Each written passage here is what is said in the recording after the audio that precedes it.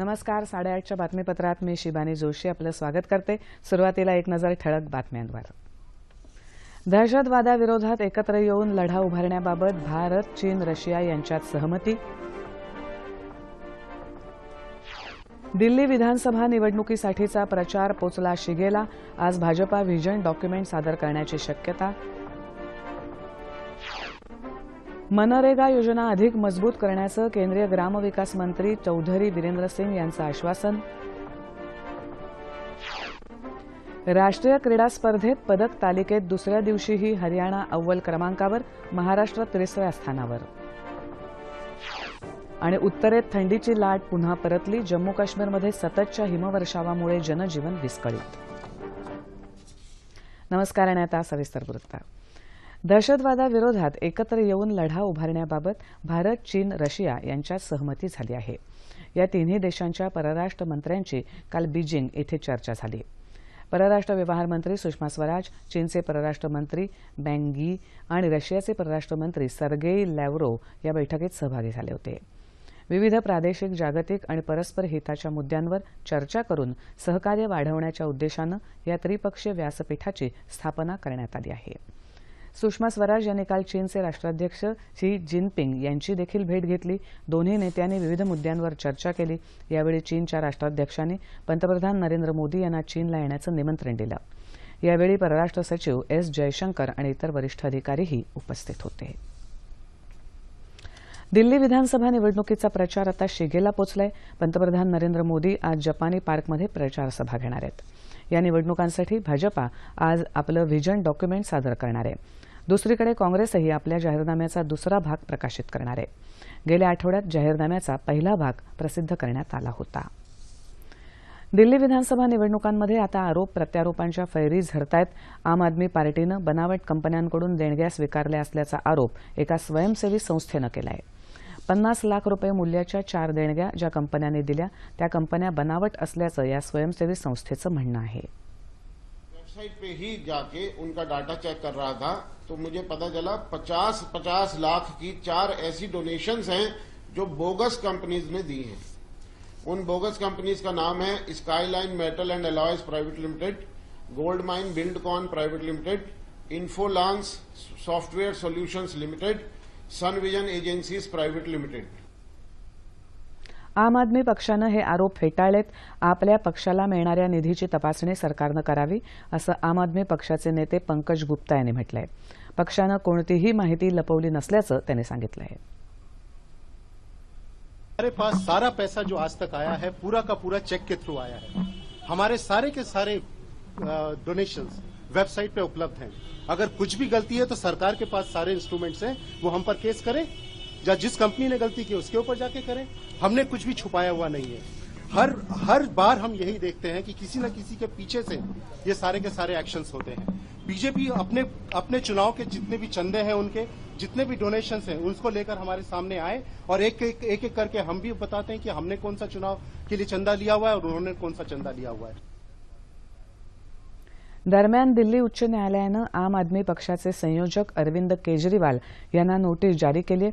दिल्ली विधानसभा मतदारसंघातल्या त्यांच्या उमेदवारीला आव्हान देणाऱ्या याचिकेसंदर्भात ही नोटीस दिली आहे. त्यांच्या विरोधात या मतदारसंघातून निवडणूक लढवणाऱ्या काँग्रेस उमेदवार किरण ग्वालियर यांनी ही याचिका दाखल केली. केजरीवाल यांनी त्यांच्या उमेदवारी अर्जात चुकीचा पत्ता दिला असल्याचं काँग्रेस उमेदवाराचं म्हणणं आहे. मनरेगा अर्थात महात्मा गांधी राष्ट्रीय ग्रामीण रोजगार हमी योजनेचं महत्त्व कमी करण्याचा कोणताही विचार नसल्याचं केंद्र सरकारनं स्पष्ट केलं आहे. 10व्या मनरेगा दिवसानिमित्त काल नवी दिल्लीत आयोजित कार्यक्रमात केंद्रीय ग्रामविकास मंत्री चौधरी वीरेंद्र सिंग यांनी काल या योजनेबाबत केंद्र सरकारची भूमिका जाहीर केली. या योजनेमध्ये कौशल्य विकासाचा अंतर्भाव करण्याची शक्यता त्यांनी व्यक्त केली. वन्य प्राण्यांमुळे होणाऱ्या शेतीच्या नुकसानीबद्दल केंद्र सरकारला चिंता वाटत असून या संदर्भात राज्य सरकारनं प्रस्ताव पाठवला तर केंद्र सरकार त्यावर सहानुभूतीनं विचार करेल असं केंद्रीय वन आणि पर्यावरण मंत्री प्रकाश जावडेकर यांनी म्हटलंय. भाजपा प्रदेश किसान मोर्चाच्या बैठकीत ते काल मुंबईत बोलत होते. राज्यामध्ये शेतीच्या विकासासाठी पाण्याची साठवणूक करणं आणि भूमिगत जलपातळी वाढवण्यासाठी बंधारे बांधण्यासह विविध उपायांची गरज असल्याचंही जावडेकर यांनी यावेळी सांगितलं. राज्य सरकारनं वीज दरावरील अनुदान बंद केल्याचा निषेध व्यक्त करत Dhule powerloom owners trade association यांच्या वतीनं धुळे शहरातल्या 12,000 यंत्रमाग काल एक दिवसासाठी बंद ठेवण्यात आले होते. यंत्रमागांची वीज दरवाढ रद्द करावी आणि वीज दरातील अनुदान पुढील 3 वर्षांसाठी कायम ठेवावं अशा मागणीचं निवेदन शव्वाल अन्सारी आणि त्यांच्या सहकार्याने उपजिल्हाधिकारी शुभांगी भारते यांच्याकडे सादर केलं. अमरावती इथलं अखिल भारतीय श्री गुरुदेव सेवा मंडळ आणि राज्य शासन यांच्या संयुक्त विद्यमाने काल राष्ट्रसंत तुकडोजी महाराज साहित्य संमेलनाचं पुण्यामध्ये आयोजन करण्यात आलं होतं. राष्ट्रसंत तुकडोजी महाराज जन्मशताब्दीनिमित्त आयोजित करण्यात आलेल्या या साहित्य संमेलनाचं अन्न आणि नागरी पुरवठा मंत्री गिरीश बापट यांनी उद्घाटन केलं. या संमेलनाचं अध्यक्षपद डॉक्टर S.N. पठाण यांनी भूषवलं. स्वागताध्यक्ष डॉक्टर विश्वनाथ कराड, माजी आमदार उल्हास पवार या संमेलनाला उपस्थित होते.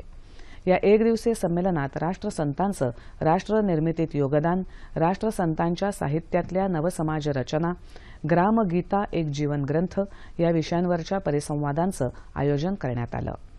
संमेलनाचे अध्यक्ष डॉक्टर S.N. पठाण यांनी यावेळी आपलं मनोगत व्यक्त केलं.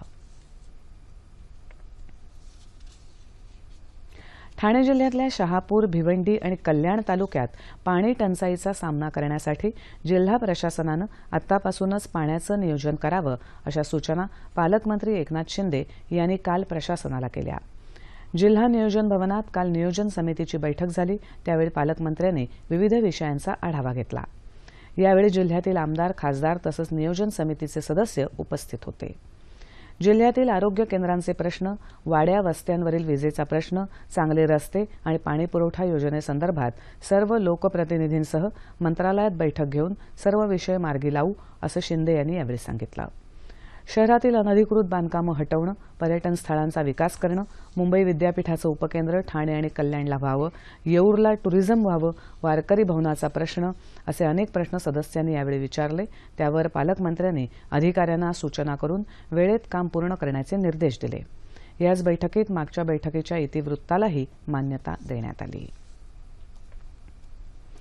डिजिटल तंत्रज्ञानानं किमया केली असतानाही रंगरेषांवर जेव्हा चित्रकाराचे हात फिरतात तेव्हा जन्माला येणारी कलाकृती भावस्पर्शी असते याचा प्रत्यय देणारे चित्रकार शशिकांत धोत्रे यांचं जागर द ट्रॅव्हलिंग शो हे फिरतं चित्रप्रदर्शन कोल्हापुरात सलग आठवडाभर भरवण्यात आलं. खजुराहो काळातील भारतीय संस्कृतीची आजच्या काळातील दिशा अभ्यासणं हा या प्रदर्शनाचा गाभा होता. सोलापूर जिल्ह्यातल्या मोहोळ तालुक्यातील शिरपूर इथल्या धोत्रेंचं काळ्या रंगाच्या कागदावर रंगीत पेन्सिलची चित्रकृती हे त्यांच्या कलेचं वैशिष्ट्य असून प्रतिकूल परिस्थितीत त्यांनी कलाक्षेत्रात आंतरराष्ट्रीय स्तरापर्यंत वाटचाल केली आहे.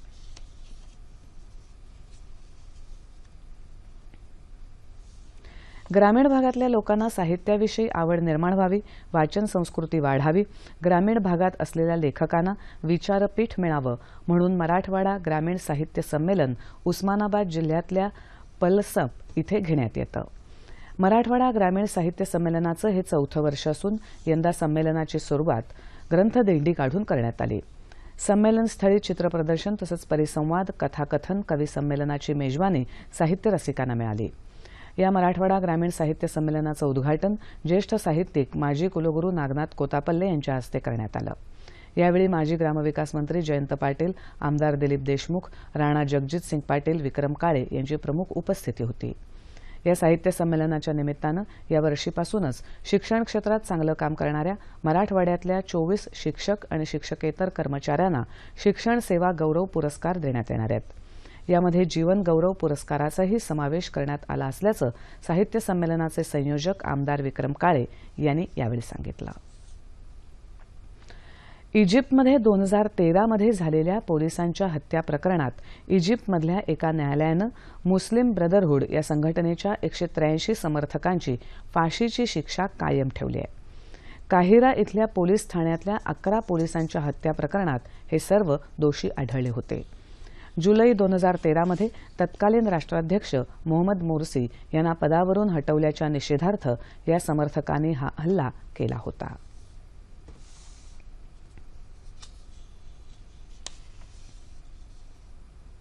आता राष्ट्रीय क्रीडा स्पर्धेची बातमी. केरळमध्ये सुरू असलेल्या राष्ट्रीय क्रीडा स्पर्धेमध्ये हरियाणानं काल दुसऱ्या दिवशीही आपला दबदबा कायम राखला. कुस्तीमधल्या 9 सुवर्ण पदकांसह 11 सुवर्ण पदकं मिळवून हरियाणा पदक तालिकेत पहिल्या स्थानावर आहे, तर 9 सुवर्ण पदकं मिळवणारा सेना दलाचा संघ दुसऱ्या स्थानावर पोचला आहे. 7 सुवर्ण पदकं मिळवून महाराष्ट्र तिसऱ्या स्थानावर आहे. काल ओदिशाच्या मिनाली सेठीनं महिलांच्या भारोत्तोलन स्पर्धेत सुवर्ण पदक पटकावलं. हरियाणाच्या हरजीत कौरला रौप्य तर मणिपूरच्या सुमनबाला देवीला कांस्य पदक मिळालं. नेमबाजीमध्ये भारताचा स्टार नेमबाज जितू रायला 50 मीटर पिस्टल स्पर्धेमध्ये कांस्य पदकावर काल समाधान मानावं लागलं. कर्नाटकच्या पीएन प्रकाशनं सुवर्ण तर पंजाबच्या अमन प्रताप सिंगनं रौप्य पदक पटकावलं. सांघिक प्रकारात मात्र जितू रायनं सेना दलाच्या संघाला सुवर्ण पदक मिळवून दिलं. पंजाबला रौप्य तर हरियाणाला यामध्ये कांस्य पदक मिळालं. महिलांच्या 10 मीटर एअर रायफलमध्ये चुरस पाहायला मिळाली. महाराष्ट्राच्या आयोनिका पॉल आणि पूजा घाटकर यांच्यात बरोबरी झाल्यावर शूटऑफच्या साह्यानं निर्णय घेण्यात आला. यामध्ये पूजा घाटकरनं बाजी मारली आणि सुवर्ण पदक पटकावलं. आयोनिका पॉलला रौप्य तर अपूर्वी चंडेलाला कांस्य पदकावर समाधान मानावं लागलं. देशाच्या वायव्य भागात अधूनमधून होणाऱ्या पावसामुळे आणि हिमाचल प्रदेशात झालेल्या हिमवर्षावामुळे थंडीची लाट पुन्हा एकदा निर्माण झाली आहे. पावसाबरोबरच जोरदार बोचऱ्या वाऱ्यांमुळे या भागातले लोक त्रस्त झाले आहेत.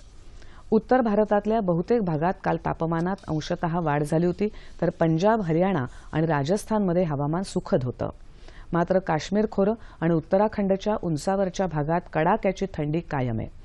उत्तराखंडमध्ये नव्यानं हिमवर्षाव झालाय. गेल्या 2 दिवसापासून जम्मू काश्मीरच्या डोंगराळ भागात सातत्यानं हिमवर्षाव होत आहे. जोरदार हिमवृष्टीमुळे या भागातलं जनजीवन विस्कळीत झालं आहे.